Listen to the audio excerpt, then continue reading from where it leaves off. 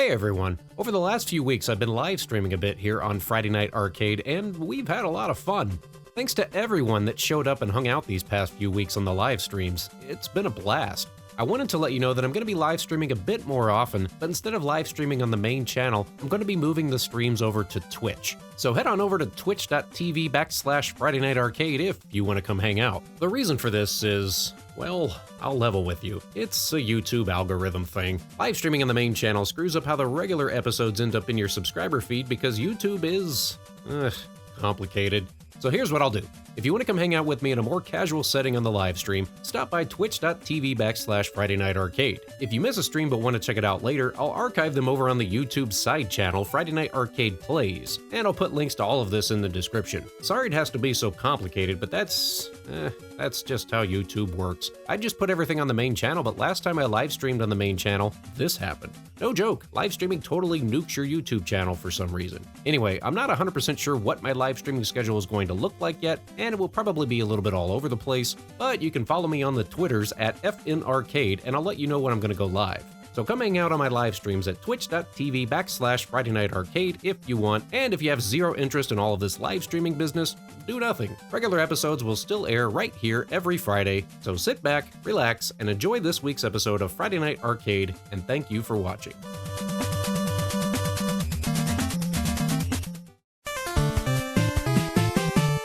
Meet Mark.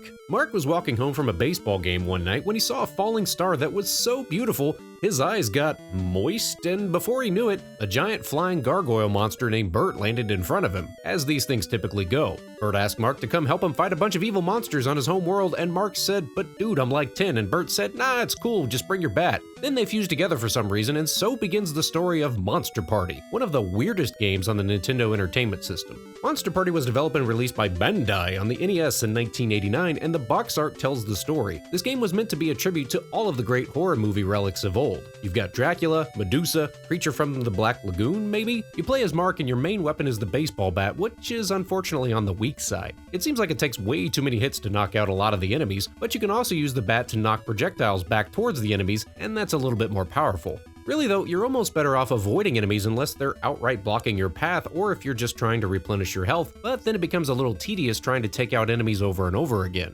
Sometimes you'll see an enemy drop an item like a question mark or pills. There's a chance the power-up will turn you into Bert, the monster you fused with at the beginning of the game. Bert can fly and also shoots projectiles, and he's definitely the more powerful of the two playable characters. What sets this game apart from your standard NES fare is the bizarre and often horrific scenery and enemies. You'll have to fight through all sorts of terrors like these eyeballs, demon dogs, walking fish heads. What are these now? Partially buried corpses? Alligators? Snakes? Walking pants? What the? And each of the stages are different. The first stage goes all creepy funhouse about halfway through and everything changes into this nightmarish hellscape with grisly corpses and skulls everywhere. This is pretty messed up for a kid's game on the NES. As you explore these stages, you'll see these doorways. So you're supposed to go into these doors, which is where the boss guardians are. Sometimes there's a boss and sometimes it's just an empty room. Sorry, I'm dead. Wait, what? Each stage has a handful of these bosses that you'll have to defeat in order to get the key to exit the stage. These bosses are their own sort of weird.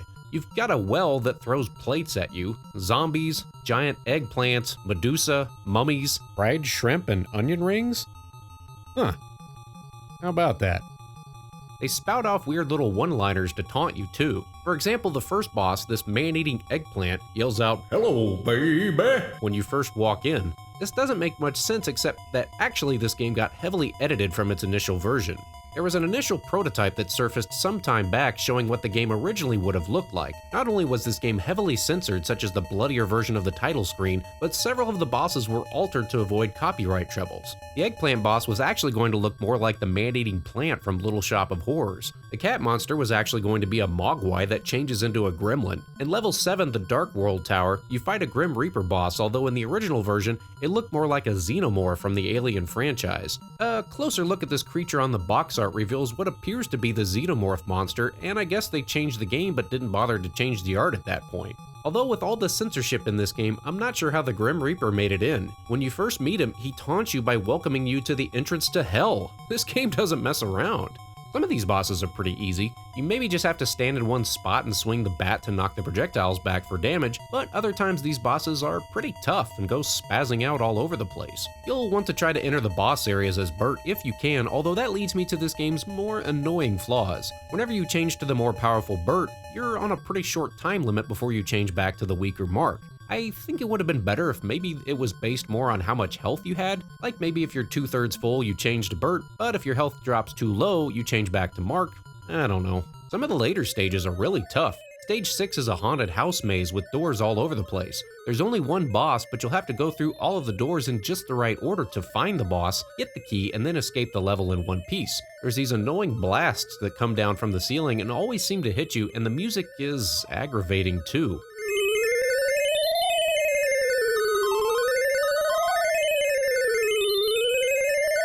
There's other weird stuff too. At one point you find these dancing zombies who greet you by saying, "Watch my dance." You keep hitting them and no matter what, they keep getting back up. You're literally just supposed to stand there and watch them dance, then they disappear and you can exit the room. There's also a glitch in level 7 that could keep you from finishing the game.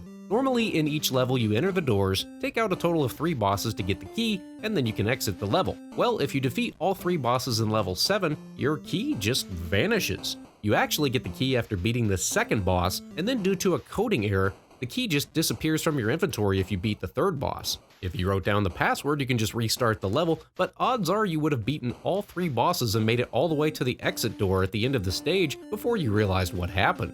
There's some cryptic stuff in the final stage too, where you start the level, you're actually supposed to just walk straight to the left to get to one of the boss doors. If you didn't know this, you'll probably end up just going all the way to the right, taking out the other 2 bosses, and then you get to the exit and realize you still don't have the key. So there's just all sorts of weird little quirks like that in this game. And I'd be remiss if I didn't mention the ending, so there be spoilers ahead, kiddos. Once you get to the final door in level 8, you have to take out the final boss. This is a horrific looking oversized monstrosity. Just look at those eyes. Come and die!